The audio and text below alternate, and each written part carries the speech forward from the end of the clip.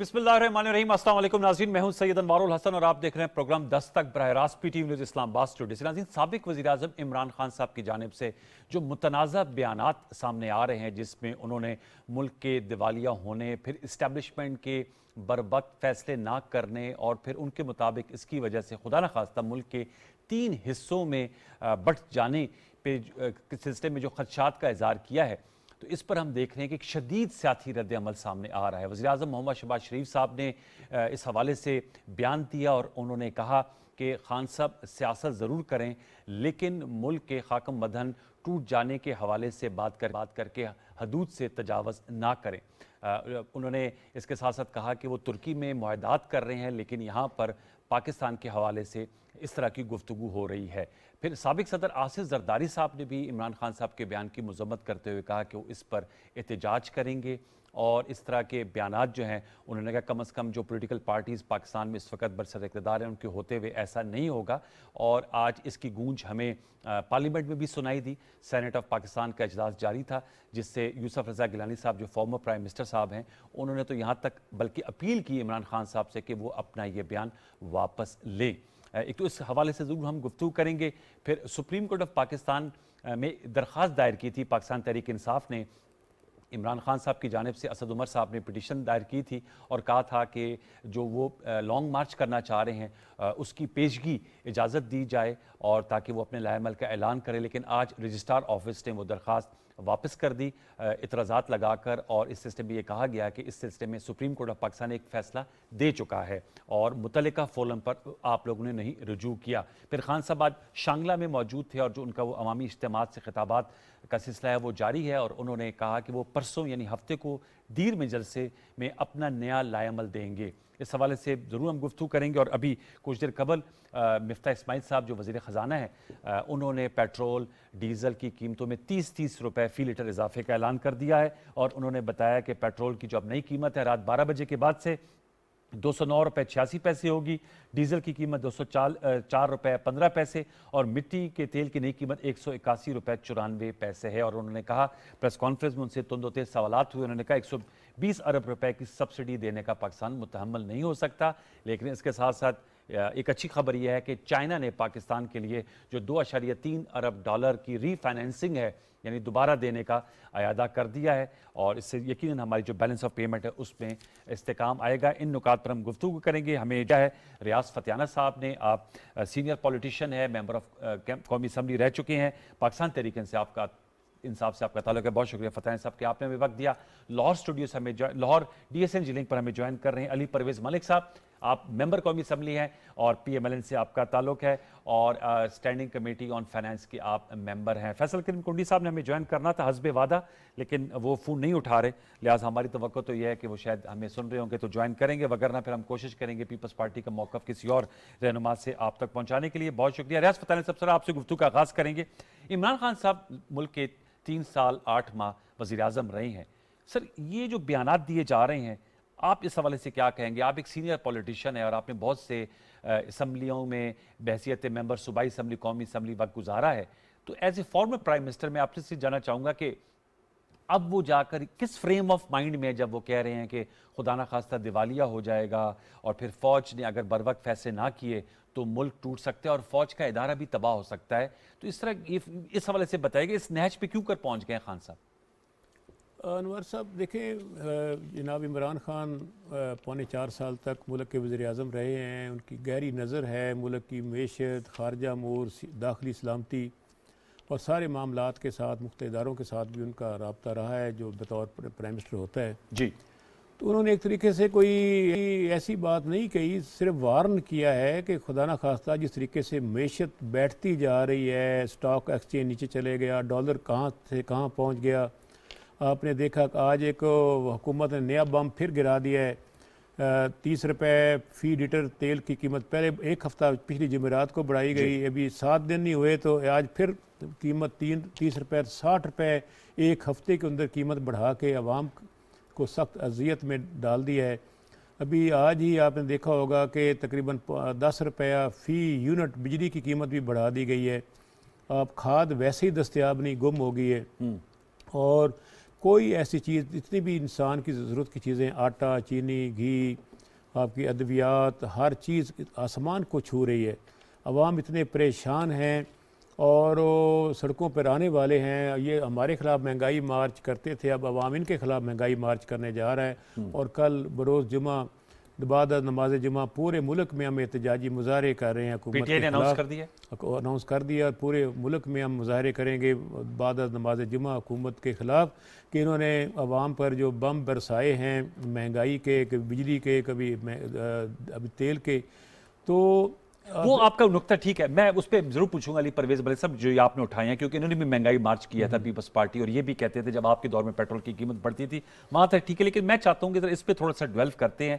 ये खुदा न खास्ता पाकिस्तान के टूट जाने की बात करना, ये तो एक फॉर्मर प्राइम मिनिस्टर को सूट नहीं करता ना, जेब नहीं देता ना। हालात देखें 2 माह पहले तक तो आपके पास है ना मुल्क, तो उस वक्त खुदा न खास्ता कभी ऐसी सिचुएशन नहीं बनी। मेरी बात सुने, आप लोग ये भी आप अली परवेज मलिक साहब की स्टैंडिंग कमेटी के वो कहेंगे, लेकिन मुल्क टूटने की बात करना और फौज से ये तवक्को रखना कि आज शांगला में कहते हैं कि आप न्यूट्रल हैं, लेकिन अगर आप लोगों ने फैसले ना किए तो फिर तारीख में भी आपसे पूछा जाएगा किस किस्म के फैसलों की तवक्को है फौज से? देखें, इमरान खान रवायती सियासतदान नहीं है, वो स्ट्रेट फॉरवर्ड बात करते हैं, लगी लिपटी नहीं करते, जो जेहन में होता है वो बात करते ये ठीक कर रहे हैं बात आप ख्याल में? तो मैं समझता हूँ कि उन्होंने जो अपने अंदाज में बात कही है वो वार्निंग दी है पूरे मुल्क के तमाम इदारों को और तमाम अफराद को कि मुल्क की मैशत जिस तरह बैठनी शुरू हुई है, खुदा न खास्ता मुल्क दिवालिया ना हो जाए।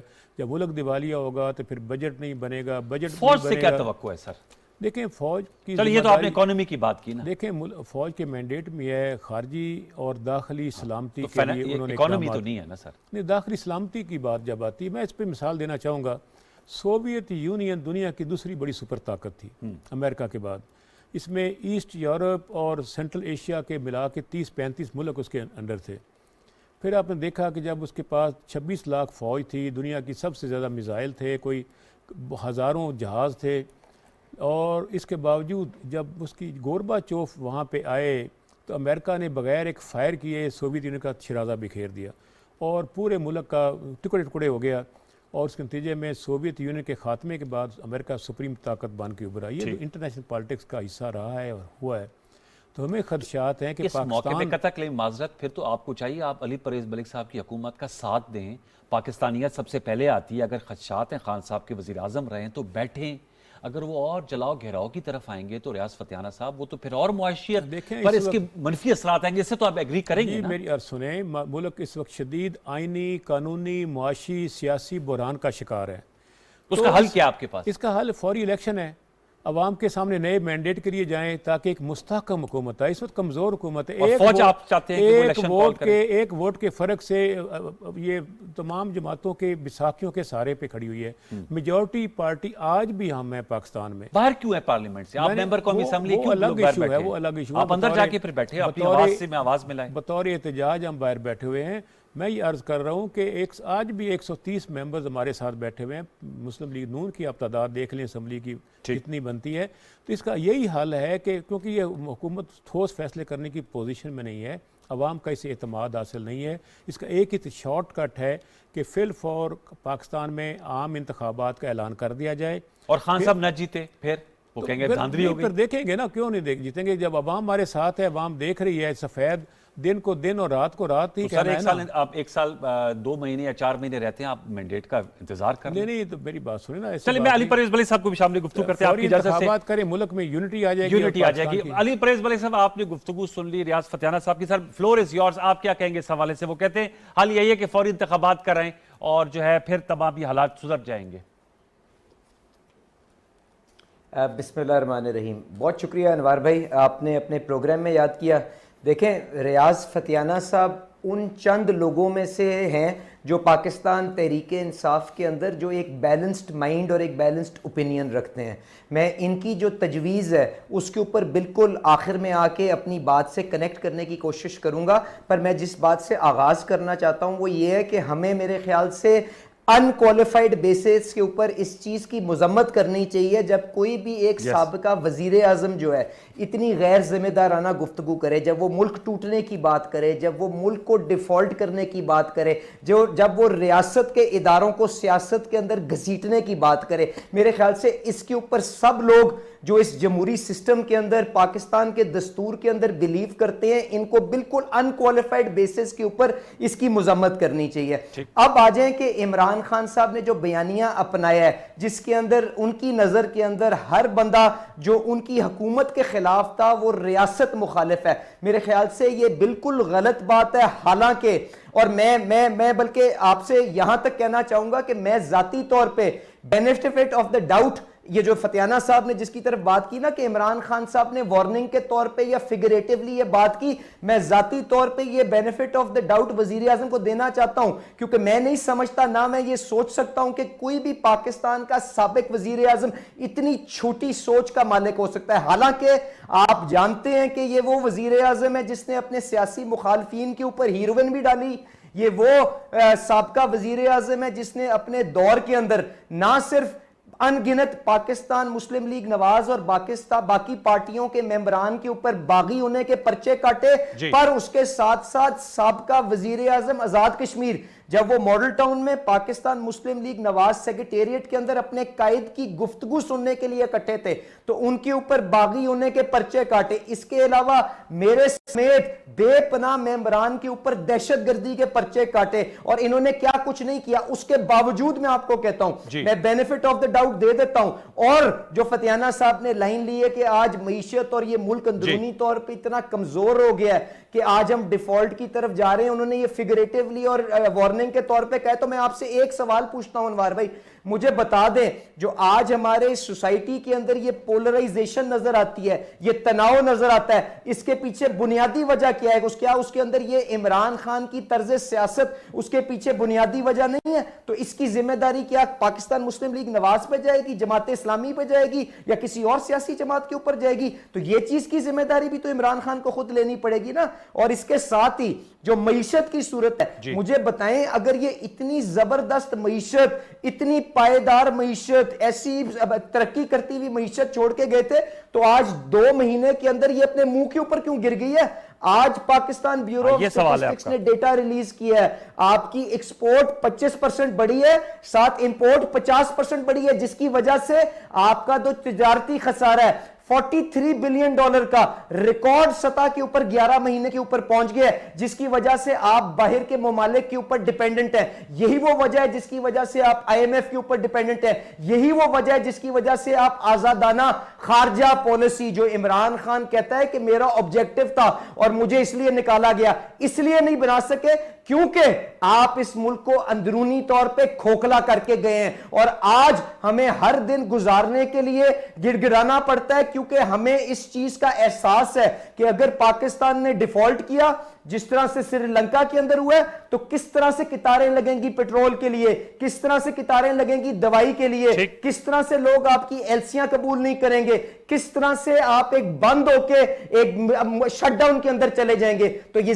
जिम्मेदारी का एहसास करते हुए मैं इनसे गुजारिश करूंगा, इनकी सजेशन बिल्कुल ठीक है कि शायद रास्ता यह है कि हमें नए इंतखाबात चाहिए, पर जो सवाल आपने किया अनवार भाई, उसका इन्होंने जवाब नहीं दिया कि इमरान खान अगर उसका नतीजा उसके मतलब का नहीं आया तो क्या उन रिजल्ट को कबूल करेगा? ये सवाल नहीं करेगा। आप उसका ट्रैक रिकॉर्ड इसलिए इनको जिम्मेदारी का एहसास करते हुए असेंबली के अंदर आना चाहिए, असेंबली के अंदर आना चाहिए, इत्तेफाक राय के साथ वो इस्लाहात करें जो इस इलेक्शन प्रोसेस को नॉन कॉन्ट्रोवर्शियल बना दे, जो हमारी मईशत को डिफॉल्ट से बचा दे। और जब हम ये कर लेंगे और ये अगलों को चैलेंज करना और उनको इस तरह से तड़ियां लगाना छोड़ देंगे, तो हम आपस में बैठ के ये तय करें कि आज जो हुकूमत है उसके पास ये रनवे मौजूद नहीं है कि वो मईशत की वो इस्लाहात कर सके जो पाकिस्तान को सस्टेनेबल और इंक्लूसिव ग्रोथ दे सके। तो उसके लिए हमें मिलकर इलेक्शन के अंदर लेके जाएं, ये वो सोच है जो आपको करनी पड़ेगी। और उसके लिए इत्तेफाक राय पैदा करें, जिम्मेदारी का एहसास करें और इस चीज को ओन करें कि आप किस तरह से बारूदी सुरंगें पाकिस्तान में लगा के हमें मोहताज करके गए हैं कि हम गिड़गिड़ा रहे हैं डॉलर के पीछे। जी, मुझे ज्वाइन किया है हम सीनियर पॉलिटिशियन सेनेटर मौला बख्श चांडियो साहब ने, जो साबिक वजीर कानून भी रह चुके हैं। चांडियो साहब अस्सलाम वालेकुम। वालेकुम सलाम। चांडियो साहब बहुत शुक्रिया, नवाजिश आपने वक्त दिया। रियाज फतियाना साहब PTI से हमारे साथ मौजूद हैं और अली परवेज मलिक साहब मौजूद हैं। चांडियो साहब आप बताइएगा, आज सेनेट में भी इस हवाले से बात हुई, फॉर्मर प्राइम मिनिस्टर यूसुफ रज़ा गिलानी साहब ने तो मुतालबा किया है कि इमरान खान साहब जो उन्होंने बयानात दिए हैं एक निजी चैनल को इंटरव्यू और शांगला में जो तकरीर की आज, इनको वापस लें। लेकिन फतियाना साहब कह रहे हैं कि मुल्क की मईशत नीचे गिरावट का शिकार है पाकिस्तान में। उनके मुताबिक आईनी बहरान है, सियासी बहरान है, फौरी इलेक्शन करा दे तो मामला हल हो जाएगा। और साथ में उन्होंने जो बात की वो आपने सुन ली थी। क्या कहेंगे इस वाले से? पीपल्स पार्टी का क्या मौकफ है? पीपल्स पार्टी का तो वो हमारे तर्जमान है, वो देते हैं। मैं तो एक उनके कारकुन की हैसियत में या सेनेटर के हैसियत में हमेशा आपके हुक्म पे आता हूँ। बहुत शुक्रिया नवाजिश सर, बेइंतहा इज्जत है आपके लिए, बड़ी मेहरबानी। लेकिन फतियाना साहब बहुत अच्छे इंसान है और बहुत शरीफ इंसान है। उनसे हमें कोई शिकायत नहीं है। वो तो ताक के आप पे हमले कर रहे हैं।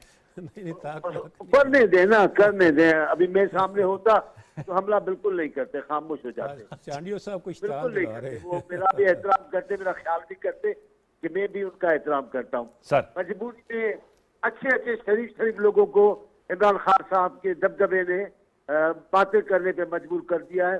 वो रवैया अपनाते हैं हमारे सेनेटर, और अच्छे सेनेटर, अच्छे एमएनए जो उनके मिजाज के मुताबिक नहीं है।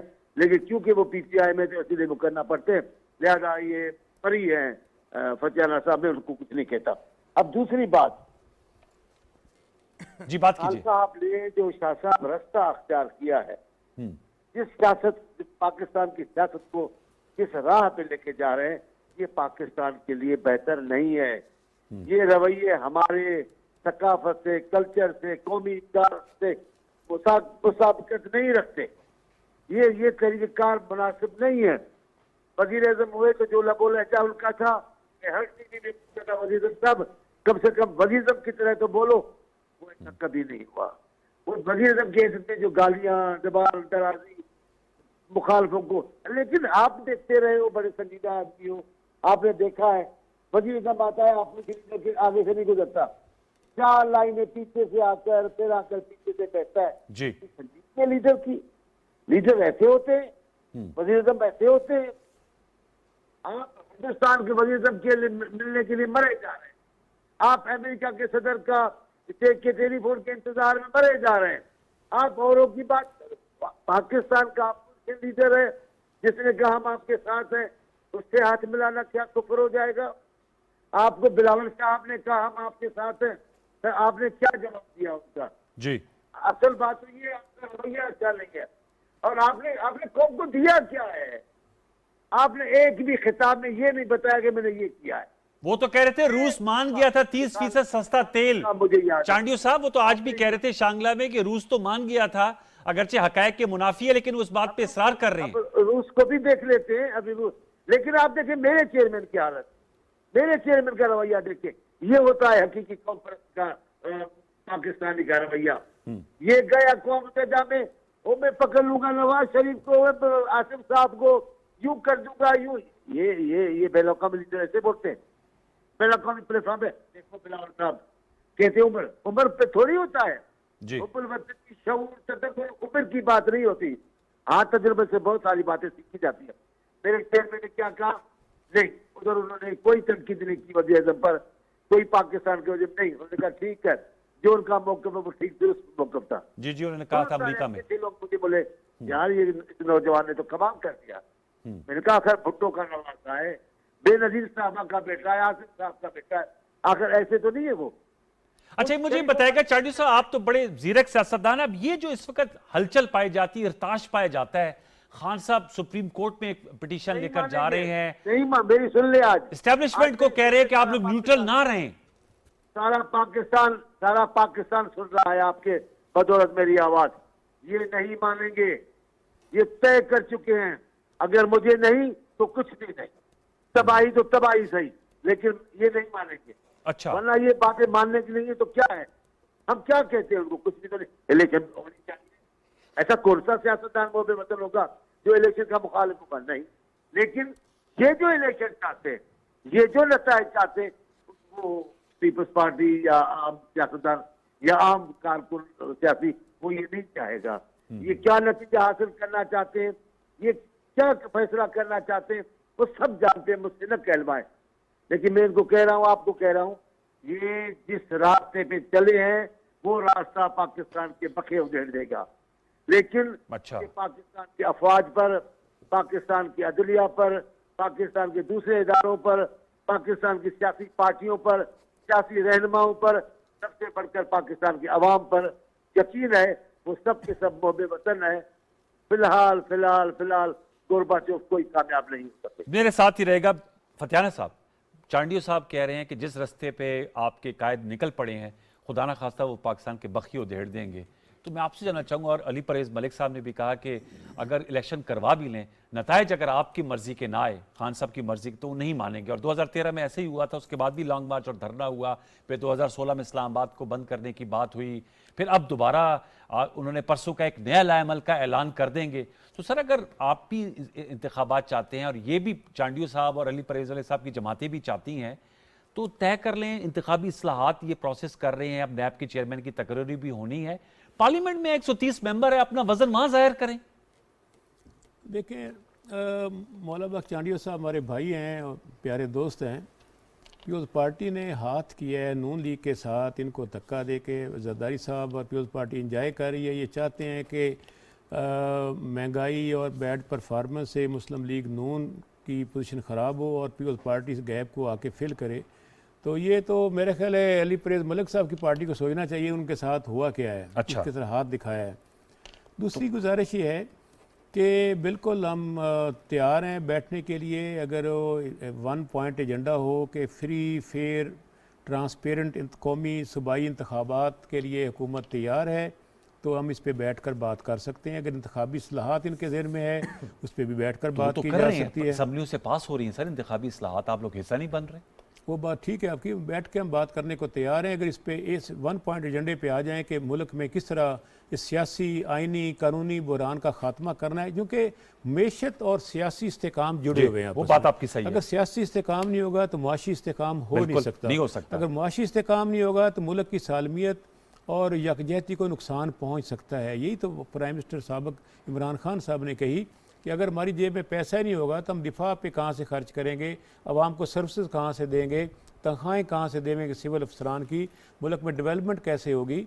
तो अगर उन्होंने इस बात का अलार्म बजाया है तो इसमें कोई खुदा न खास्ता कोई मज़का खेज या इतराज इस पे आ रहा है कि 2 माह पहले तो आप हुक्मरान थे, तो आप लोगों के दौर में भी इक्तिसादी हालात इतने हौसला अफजा नहीं थे, तो उस वक्त डिफॉल्ट का खतरे का नहीं सोचा जा रहा था। खुदा ना खास्ता मुल्क के 2 लाख 3 हिस्से होने का नहीं सोचा जा रहा मैंने था। अर्ज किया, हमने तो 4 से बढ़ा के 6,000 अरब रुपया सालाना टैक्स रिकवरी की है। हमारे दौर में टेक्सटाइल सेक्टर 3 शिफ्टों में शुरू हुआ है, एक्सपोर्ट में IMF से क्यों नहीं फिर निकाला हमारे इस चुंगल से? मेरी बात सुने ना, अब अगर हमने गलत फैसला किया था IMF से तो ये निकल जाएं। कब हमने इनको मना किया है? 2 महीने इनको हो गए हैं। सवाल है। तो ये आप IMF से कहें कि हम गुलामी IMF की छोड़ते हैं। ये तो अभी उनके वज़ीर ख़जाना साहब कल कह रहे थे कि रशिया पे पाबंदियां हैं इसलिए हम तेल इंपोर्ट नहीं कर रहे। इंडिया ने उन पाबंदियों को क्यों तरफ कर दिया था? कोई ऐसी पाबंदी नहीं है। और मैं समझता हूँ कि सलामती कौंसिल के फैसले के बगैर किसी मुल्क पे पाबंदियां नहीं लगाई जा सकती। अच्छा, ये मुझे बताया, कौंसिल का खुद मेंबर है रशिया और चाइना, कैसे वहां पे वो पाबंदियां? वो तो परमानेंट मेंबर। ये मुझे बताया आपने कि इस एक 1 पॉइंट एजेंडे में बातचीत के लिए तैयार है, लेकिन आप फिर मशरूत करते हैं ना उसको। गैर मशरूत बातचीत नहीं हो सकती। आप मशरूत करते हैं कि पहले डेट अनाउंस करें, उसके बाद बातचीत के लिए तैयार हैं। अगर ये कहें कि आए हम बैठकर डेट, सर वो तो शहबाज शरीफ साहब ने, प्राइम मिनिस्टर साहब ने फ्लोर ऑफ द हाउस पे कहा, जब खान साहब ने कहा, उन्होंने कहा 6 दिन का अल्टीमेटम दिया, अगले दिन उन्होंने तकरीर की कि बातचीत का दरवाजा खुला है सियासत में। ये तो हम आए ना, हमारे साथ बैठे हैं, हम कहीं भी किसी जगह बैठ सकते हैं, किसी स्पीकर चैम्बर में बैठ सकते हैं, चेयरमैन सेनेट के चैम्बर में बैठ सकते हैं, किसी और शहर में जगह पे बैठ सकते हैं। तो ऐसी बैठने में तो कोई हर नहीं।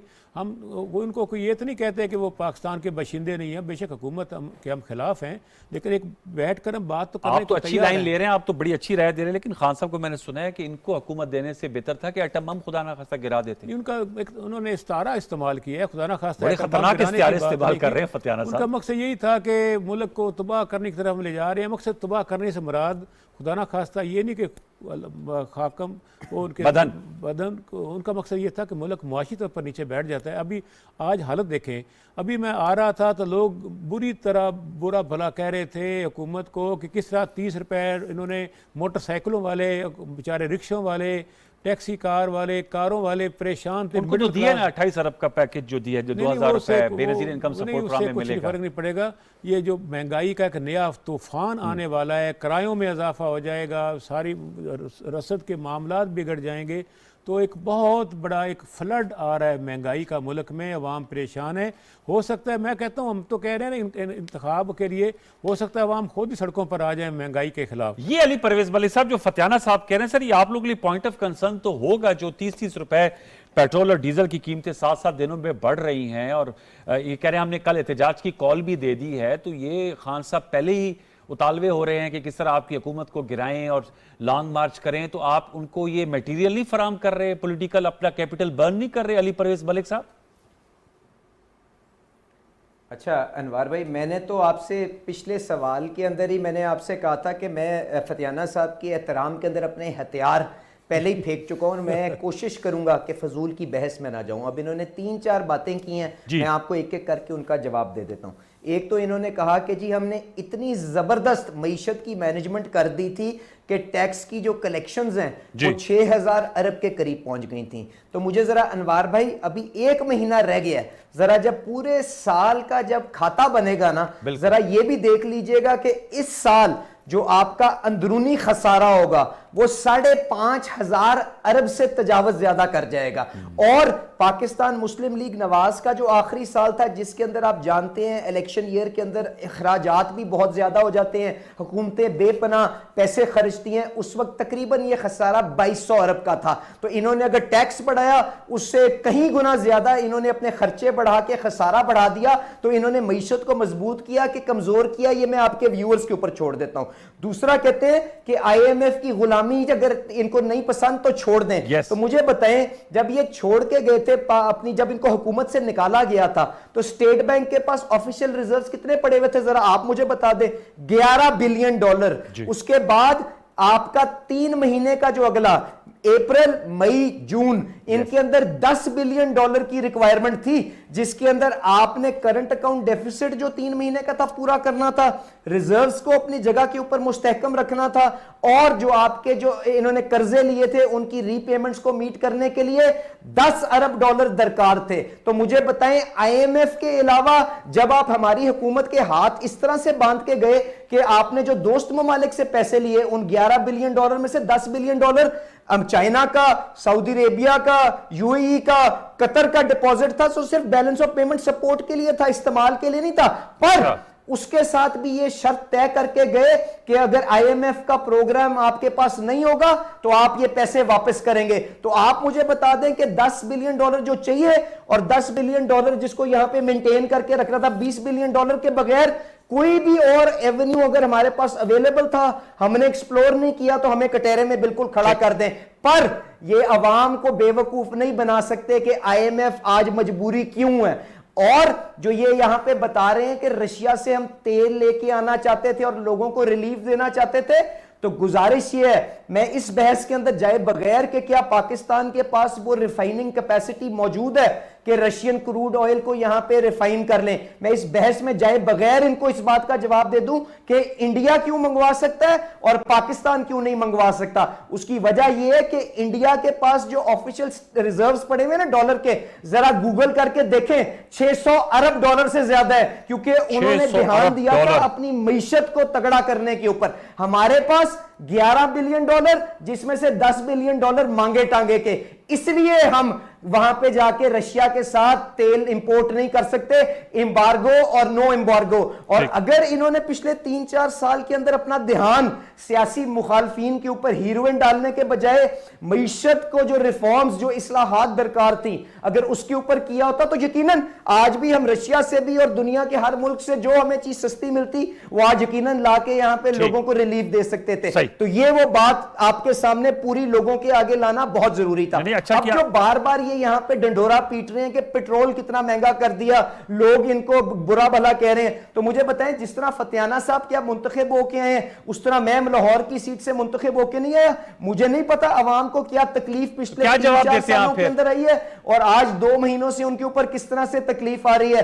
तो गुजारिश ये है, अब जरा बैठ के हिसाब बनाएं और उसके बाद मेरे से सवाल करिएगा। आज क्रूड की कीमत $115 पर बैरल है। इसको क्रूड की कीमत को, जहां पे तेल पैदा होता है उस मुल्क के अंदर लीटर के अंदर वो कीमत निकाल लें, 140 रुपए लीटर बनती है। इसके बाद आपने उसके अंदर रिफाइनिंग का खर्चा डालना है, इसके बाद आपने उनका शिपिंग का खर्चा डालना है ताकि आप कराची लेके लाएं, उसके बाद आपने with in Pakistan shipping transportation का खर्चा डालना है, डिस्ट्रीब्यूशन का खर्चा डालना है, होलसेलर रिटेलर का मार्जिन डालना है। तो उसके बाद ये जो आईएमएफ के साथ तय करके गए कि 610 अरब रुपए हम पीडीएल के अंदर इकट्ठा करेंगे, इसका मतलब जानते हैं क्या है? 30 रुपए लीटर इन्होंने टैक्स इकट्ठा करना था, सेल्स टैक्स 17% डीजल के ऊपर लेना था, 20 रुपए लीटर वो था। उसके बाद ये आके कहते हैं हम तो फंडेड सब्सिडीज दे के गए थे। तो अगर फंडेड सब्सिडी दे के गए थे तो मुझे दिखा दें प्राइस डिफरेंशियल क्लेम इनके बजट में कहां लिखा था, वो आगे किस दराज के अंदर वो पैसे पड़े हैं। तो अगर ये पैसे ही मौजूद नहीं है, अगर ये पैसे ही मौजूद नहीं है तो मुझे आप पहले ये बताएं जो इखराजात मैंने बताए हैं उसमें क्या डीजल की कीमत ये तय करके नहीं गए कि 250 रुपए की होनी चाहिए? ये फतियाना साहब कुछ कहना चाह रहे हैं इस पे, फिर मैं चांडी साहब के पास जाऊंगा। इनको निकालने जा रहे हैं तो ये वो आके बारूदी सुरंगें लगा के चले जाए और बरियो जिम्मा हो जाए, कोई भी नहीं मानेगा ये बात। आप कुछ कहें, फिर मैं चांडी साहब के मैं पास ये जाऊंगा। गुजारिश कर रहा था कि 16 कारखाने बिजली पैदा करने वाले बंद हो गए हैं। शहरों में 10 घंटे, देहात में 14 घंटे की लोड शेडिंग हो रही है बिजली की। लोग सो नहीं सकते रात को, सारा ट्यूबवेल बंद हो गए हैं, फैक्ट्रियां बंद होना शुरू हो गई हैं, लोग घरों में परेशान बैठे हुए हैं। ये भी तो इनकी नलायकी है ना। हमें ये नलायकी का ताना देते थे, अब इनकी अपनी कारकर्दगी जो कारीगर हुकूमत बनी है, कारीगर, ये आपने कोई नया नाम दे दिया है फतियाना साहब ने। मैं चांडी साहब से हमें तो नलायक हुकूमत कहते थे ना। तो ये कारीगर हुकूमत को चाहिए कि अगर ये नहीं चला सकती तो रहम करें मुल्क पर, अवाम पर, और मुस्तफ़ी हों और नए इंतखाबात करवा कर अपनी जान छुड़वाएं अगर आपसे मुल्क नहीं चल रहा तो। चांडी साहब, सर मैं आपसे जानना चाहूंगा, चांडी साहब आप हैं हमारे साथ?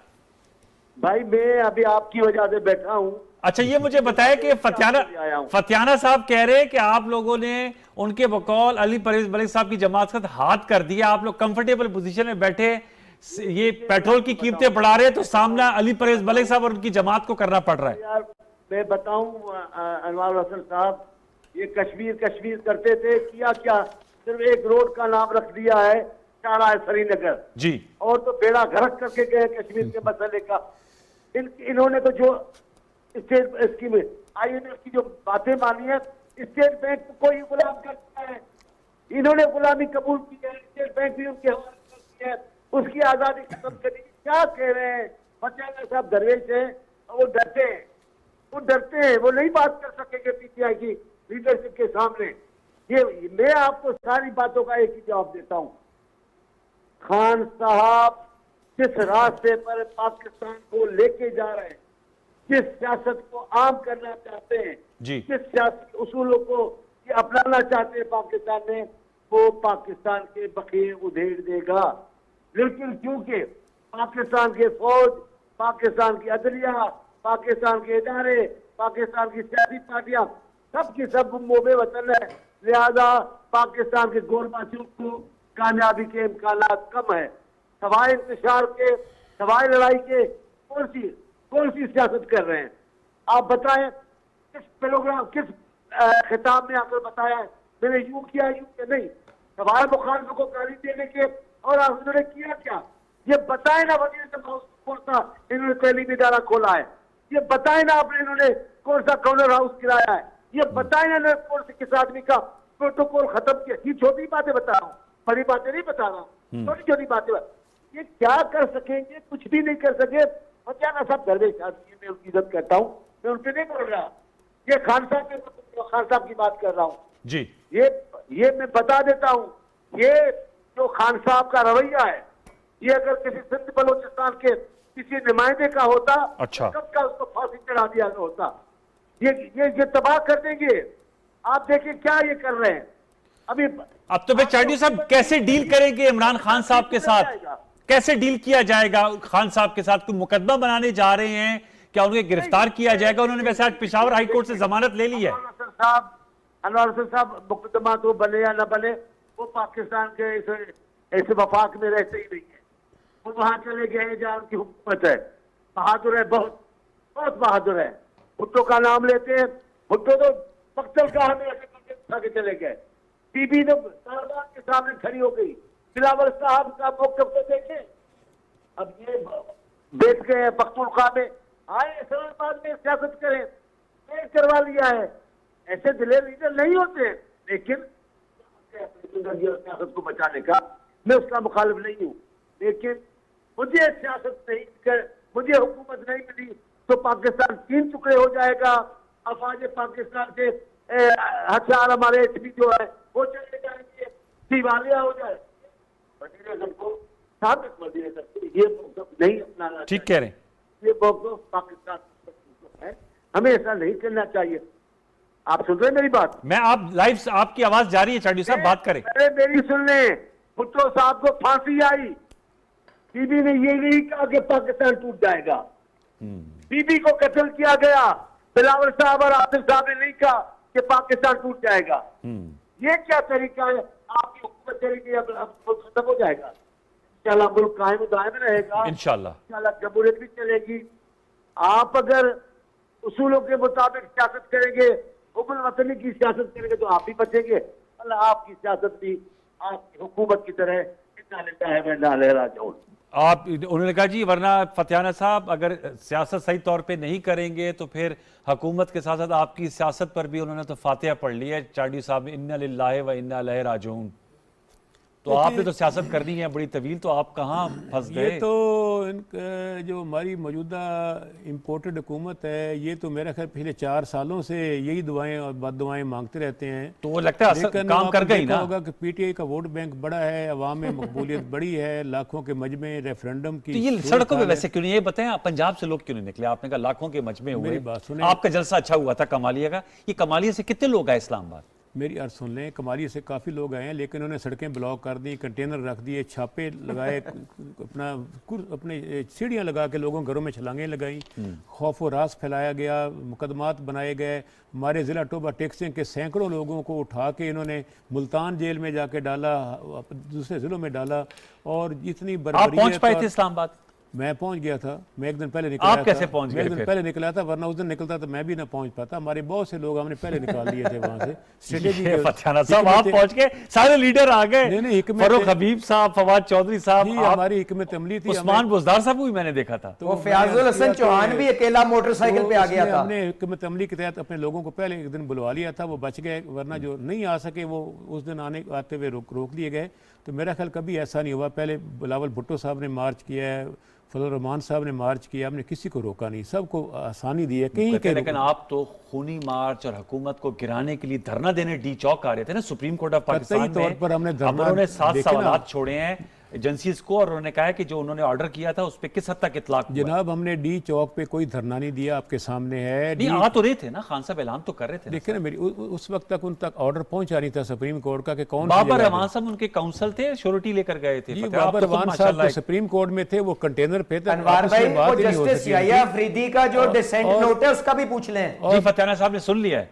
जी, और मैं दूसरी अर्ज करूं कि डी चौक की निस्बत क्या है? नहीं डी सुना। से मुराद डेमोक्रेसी, धरना, और डी चौक धरना नहीं है वैसे मुराद, डी- ये आपने खुद से मतलब अखज़ किया है फतियाना डी साहब से ने। मुराद- डी चौक का डी से धरना। हाँ, डी से धरना भी है, डी से डेमोक्रेसी भी है। तो अब ये एक निस्बत वैसे है आप इस तो मामले- समझते हैं मेरे ख्याल में बेहतर ये नहीं होगा जिस तरह के हालात हैं, कोई मामला फहमी से, कोई बातचीत से मामलात का हल निकाला जनाब, जाए। मैंने- देखिए एंड में भी जब जंगें भी होती है ना, आपने चूंकि तारीख के हवाले देखिए, दिए, हम- मामला टेबल पे हल होता है फतियाना साहब। हम देखिए, हम तो पाकिस्तान में जो और उन्होंने देखे चांडी साहब ने कतई कलामी माजरत बहुत अच्छी मिसाल दी कि मोहतरमा बेनज़ीर भुट्टो साहिबा ने पाकिस्तान की सियासत की, जुल्फ़िकार अली भुट्टो साहब को फांसी दी गई, मोहतरमा की शहादत हुई, उन्होंने ठीक कहा, पाकिस्तान खप्पे का नारा लगाया। देखें, अली परवेज़ मलिक साहब हमारे बरखुरदार हैं, और मौला बख्श चांडी साहब मेरे दोस्त और भाई हैं। गुजारिश ये है कि मैं इनकी ज़ाती हैसियत से बहुत कदर करता हूँ, अच्छे इंसान हैं। जी, और इस पे हम कब भागे हुए हैं इस चीज़ों से कि मुज़ाकरात ना हो। बिल्कुल हम मुस्बत मुज़ाकरात के लिए, जो टाइम वेस्ट के लिए नहीं, मुस्बत मुज़ाकरात जिसका कोई रिज़ल्ट निकले, रिज़ल्ट ओरिएंटेड निगोसिएशन के लिए हम तैयार हैं। जिसमें एक ही दफ़ा आप रख सकते हैं एजेंडा में। फर्स्ट आइटम है मुल्क में फ्री फेयर ट्रांसपेरेंट इंतखाबात का तल्लुक है, उसके मुल्क लिए की रिफॉर्म भी चाहिए। मुआशी हालात हैं, बाकी एक वसी तर एजेंडे पे भी हम बात करने को तैयार हैं अगर ये तो हुकूमत चाहती है तो। अली परवेज वाले साहब, फतियाना साहब तो कह रहे हैं कि वसीतर एजेंडे में बातचीत के लिए तैयार हैं। अब मैं, ज़ाहिर बात है फतियाना साहब सीनियर हैं, ज़ाहिर बात है ये इनकी ज़ाती राय है, पार्टी की राय है, खान साहब तो इस मूड में नजर नहीं आते, लेकिन फतियाना साहब ये कह रहे हैं अब या चेंज ऑफ हार्ट है।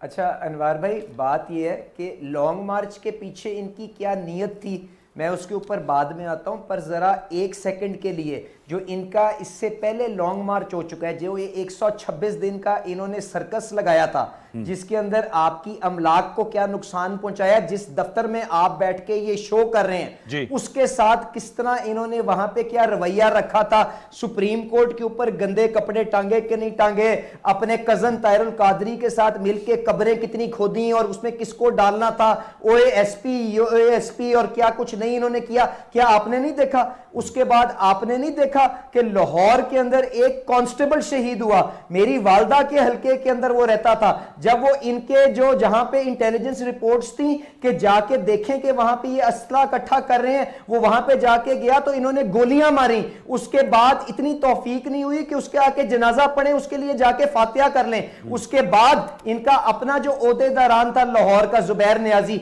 उसके घर से असला बरामद हुआ, उसके बाद भी कहते हैं कि नहीं नहीं नहीं नहीं हमारी धरने की कोई नीयत नहीं थी, हमने कुछ नहीं करना था, हम अपना एहतजाज रजिस्टर करने आ रहे थे। तो चले, मैं तो इनका सियासी मुखालिफ हूं ना, मेरी बात को एक साइड पे कर दें, मौला बख्श चांडियो साहब भी इनके सियासी मुखालिफ है। आज जस्टिस याहिया आफरीदी का जो डेसेंट नोट है, और ये क्यों सारे वहां पे डी चौक के ऊपर इकट्ठे थे, आज आके उसका जवाब तो दे देना।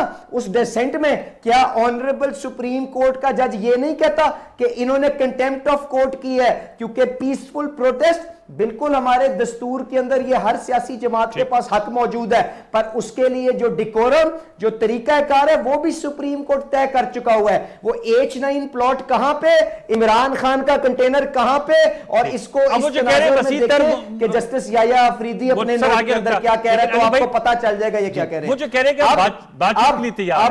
अब जो आपका सवाल, आपका सवाल देखें, इससे पहले कि हम उनसे बातचीत करें तो वो जो अपना गुफ्तगू का लहजा है उसको ठीक करें, और बनी गाला के अंदर जो लोग उनके महल के अंदर किराएदार की तलाश कर रहे हैं, वो पेशावर से जो डर के बैठे हुए वहां से उतर के इस्लामाबाद तो तशरीफ लाए ना, असेंबली के अंदर आए और वहां पे बैठ के स्पीकर का ऑफिस यूज करना चाहते हैं, जौन सा मर्जी कॉन्स्टिट्यूशनल ऑफिस यूज करना चाहते हैं, आए बैठ के कहीं पे ये मुशावरत के अमल को शुरू करें। और अगर ये पेशावर में बैठ के किसी एक फेडरेटिंग यूनिट की वहां पे सहूलियात के साथ, उनके रिसोर्सेज के साथ वफाक के ऊपर हमला करने की कोशिश करेंगे, तो इस दफा इनको इनके किरदार देखते हुए, इनका पास्ट ट्रैक रिकॉर्ड देखते हुए इनके इनकलाब को अटक से पीछे ही रोक दिया जाएगा। और फतियाना साहब अकेले ही, जिस तरह पहले भी एहतजाज के लिए पहुंचे थे, जिस तरह फयाजुल हक चौहान अकेला मोटरसाइकिल पे पहुंचा, जिस तरह शेख रशीद गुमशुदा था, उसी तरह फिर इनका जो इनकलाब है डी चौक के ऊपर अकेला फिरता हुआ आपको पाया जाएगा। फतियाना साहब वो कह रहे हैं पेशावर से कब आ रहे हैं खान साहब? देखिए गुजारिश है, इस्लामाबाद वो अगले चंद रोज में पहुंच जाएंगे यहाँ पे इस्लामाबाद में, और यहाँ पे एक्टिविटी दोबारा हम स्टार्ट कर रहे हैं। पैदल आ रहे हैं? नहीं नहीं आ जाएंगे, बेफिक्र हैं। आप तो चाहते हैं वो ना आए, लेकिन वो आ रहे हैं, बेफिक्र हैं। नहीं वो क्यों चाहिए कि ना आए, लेकिन ये तो उनसे डरे हुए हैं, खौफजदा हैं। मकसद मेरे कहने का ये है कि पहली बात यह है कि आइन बेल क्यों नहीं है आज सर? सबसे मुकद्दस दस्तावेज आइन है, पाकिस्तान का आइन। तो आर्टिकल 10 जो है वो फ्रीडम ऑफ मूवमेंट की वसी तरह रियासती गारंटी देता है। आर्टिकल 26 भी कहता है कि मुसल्लह जत्तों की तो नहीं देता ना। नहीं, हम कब मुसल्लह जत्थे लेकर आ रहे खान साहब ने इंटरव्यू में कहा कि पिस्तौल भी थे। देखे ना, ये पॉसिबिलिटी हो सकती है। पठान कल्चर है, वो तो पिस्तौल रखते हैं अपने पास, लेकिन सर मैं भी पठान हूं, ये मतलब नहीं कि हर जगह नहीं हर वक्त नहीं, ऐसे हो सकता है विदाउट बुलेट्स लेकर किसी ने पिस्तौल लगाया, गोली के बगैर भी तो लेकर आ सकता है कोई, लेकिन लाइसेंसी हथियार। इन्होंने ये कहा कि लाहौर से असला बरामद हुआ है, वो सारा लाइसेंसी हथियार 100% गारंटी थी मुझे कि वहां पे लड़ाई हो जाएगी। इमरान खान ने कहा सबके लाइसेंस थे। मेरी बात सुने, वो कौन सा, वो घर के अंदर थे ना, घर के अंदर लाइसेंसी हथियार रखने की किसको ममानत है? और कौन सा ऐसा सियासतदान है जिसके घर में असला लाइसेंसी नहीं है? मेरे घर में है, सबके घरों में। अच्छा, तो असला चांडी साहब से पूछा, चांडी साहब आपके घर में भी असला है? घर में भी असला बहुत कम से कम 10-12 क्लाशनकोफ थे चांडी साहब के घर में। भाई वो इमरान खान का इंटरव्यू का सेगमेंट चलाए। बिल्कुल तो सही कह रहे हैं वो, आप सही कह रहे हैं। मोहित पीरजादा को जो दिया था इस पर उन्होंने कहा पिस्तौल। मैं चांडी साहब से ही पूछता, तो चांडी साहब आप हैं हमारे साथ? नहीं है जी सर। तो गुजारिश ये है कि ये आइन हमें हक देता है जुलूस निकालने, इज्तिमा अब करने परसों का। क्या ऐलान होने जा रहा है, चल खबर दें ना, परसों वो दीर तो खान साहब क्या ऐलान खान कर साहब रहे हैं? कोई ऐलान करेंगे, ज़ाहिर है आ रहे हैं। आपको पता है महमूद गजनवी ने भी 17 हमले किए थे सोमनाथ के मंदिर गिराने के लिए। तो अगर वो हो तो सकता आप है मैं महमूद कहीं- खान को महमूद गजनवी बना रहे हैं या खान साहब महमूद गजनवी बनने जा रहे हैं? इसलिए मैं ये कह रहा हूँ कि इंशाल्लाह आप देखिए ये नफसियाती जंग है, साइकोलॉजिकल असाब की जंग है। वारफेयर है, असाब की जंग है। तो उसमें इदारों को क्यों बीच में लाना चाह रहे हैं खान नहीं साहब? ऐसी बात हम फिर ये अली परवेज मलिक आपके सियासी मुखालिफ है ना, शहबाज शरीफ साहब, तो इमरान खान साहब उनको बात करें, आसिफ जरदारी साहब, बिलावल भुट्टो साहब की, वो कभी सुप्रीम कोर्ट की बात करते हैं, कभी वो फौज को बात करते हैं, तो इदारों को क्यों इन्वॉल्व कर रहे देखें हैं? पाकिस्तान की पॉलिटिकल देखिए जो पाकिस्तान की रियासत है, 3 इसके पिलर हैं। न्यूट्रल तो इसमें सिर्फ जानवर होते हैं ना। एक लेजिस्लेटिव है, एक एग्जेक्टिव है, एक जुडिशरी है। जी जी मुझे तो मालूम है वो। पाकिस्तान की रियासत का बोझ तीनों पिलर्स ने उठाया हुआ है, अकेली लेजिस्लेटिव ने नहीं उठाया हुआ। ऑपोजिशन करें सर, आपको जब नहीं opposition मैंने का अर्ज किया ना mandate कि है तो करें। रियासती इदारों की भी जिम्मेदारी है, दाखिली सलामती, क्या करें मुल्क वो? में अमन व अमान, आईनी तौर देखिए पर लोगों 3 को साल 8 माह वो आपके साथ मौजूद थे एज ए जाहिर बात है, as a subservient to the government of Pakistan, और अब इनकी हुकूमत है, इनके पास नंबर्स पूरे हैं, चाहे 1 वोट है 2 वोट है, आपको पता है डेमोक्रेसी में 1 वोट पे भी हुकूमत तो चलती है। नहीं गुजारिश है ना कि ये 20 लोग हमारे लेकर क्यों बैठे हुए थे सिंध हाउस में, उसके इनके पास क्या जवाब है? 25 लोग वोट ही नहीं हमारे डाले ना उन्होंने। पंजाब में क्यों वोट डलवाए उन्होंने? हमारे 25 लोगों से वोट नहीं डलवाया हमजा शहबाज शरीफ साहब जी के जी लिए। वोट डाला उन्होंने, तो और वो- डिसीट हो गए ना। नहीं वो सही था, वो क्या वो आईनी वज़ीर आला साहब हैं? ये बताया अली परवेज मलिक साहब, ये सर ये आप विफाक में तो आपने नहीं लिया, लेकिन लास्ट क्वेश्चन है, वो तो डिसीट हो गए और आज इलेक्शन कमीशन ने फैसला भी दिया कि जो मखसूस रिश्तों की अलॉटमेंट है वो ज़िमनी इलेक्शन के बाद होगी। सर यहां पर क्या मॉरल आपके पास ग्राउंड है फिर अली परवेज मलिक साहब, जो रियाज फतेहाना साहब ने उठाया बात पंजाब में?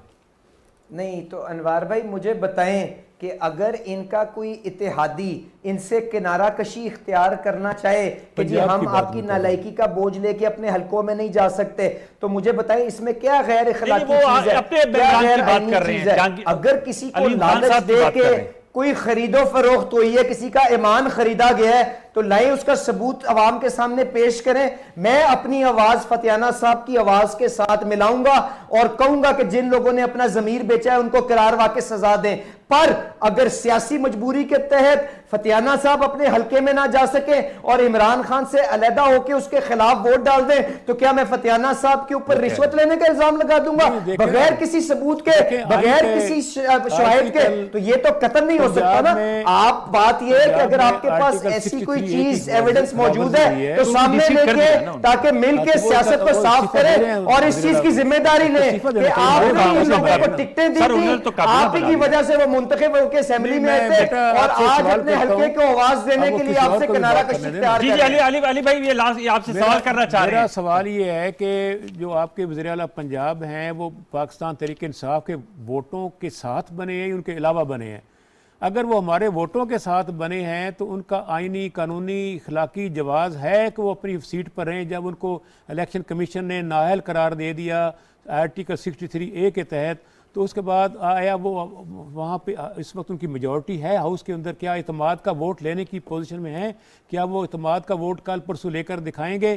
क्या वो उनकी वज़रा की आईनी हैसियत है? ये बता दें जल्दी से अली भाई, फिर बाद में वक्त खत्म हो रहे, सवाल उठाए चुके हैं फतियाना साहब। अच्छा अनवार भाई, मैं मोरालिटीज में आने से पहले आपसे गुजारिश करूंगा कि आप आज भी आइन के मुताबिक जब सेकंड राउंड ऑफ वोटिंग होगा ना, तो आप देखेंगे हमजा शहबाज शरीफ साहब पंजाब का वजीर आला बन के आपके सामने आएगा। और हमारे आइन के अंदर अगर आर्टिकल 63 मौजूद है तो इसका मतलब है मेंबरान के पास डिफेक्शन की वहां पे गुंजाइश मौजूद है। और मेरे तहफ़्फ़ुज़ सुप्रीम कोर्ट की इंटरप्रिटेशन है कि बंदा मेंबर होगा पर उसका वोट गिना नहीं जाएगा।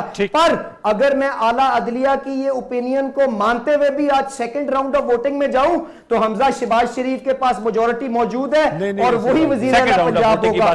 और जब इन सीटों के ऊपर दोबारा इलेक्शन होंगे इनकी हुकूमत की कारकर्दगी की वजह से आप देखेंगे नून लीग के टिकट पे वो लोग जीत के हमजा शहबाज शरीफ चले, बहुत बहुत शुक्रिया अली परवेज अली साहब आपका, रियाज फतेह साहब थैंक यू वेरी मच, आपने प्रोग्राम में पार्टिसिपेट किया। और मौला बख्श टांडी साहब के हम बेहद शुक्रगुजार हैं कि उन्होंने शॉर्ट नोटिस पे हमें ज्वाइन किया।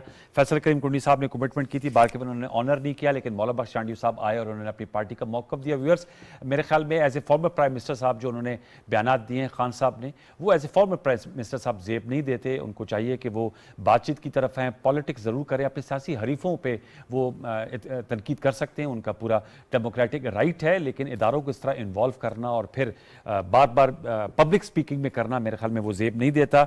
हुकूमत के लिए चैलेंज है, economy is the biggest challenge for them, क्योंकि आज फिर पेट्रोलियम प्राइसेस में इजाफा हुआ है। आने वाले दिनों में देखते हैं कि बजट आ रहा है 10 जून को, बजट में एक आम आदमी के लिए क्या रखा जाएगा, ये एक बहुत बड़ा सवाल आपके लिए छोड़े जा रहे हैं। अगले हफ्ते तक के लिए सैयद अनवारुल हसन और प्रोग्राम 10 तक की प्रोडक्शन टीम को इजाजत दीजिए। आपका बहुत सा ख्याल रखिए, अल्लाह ने के बाद।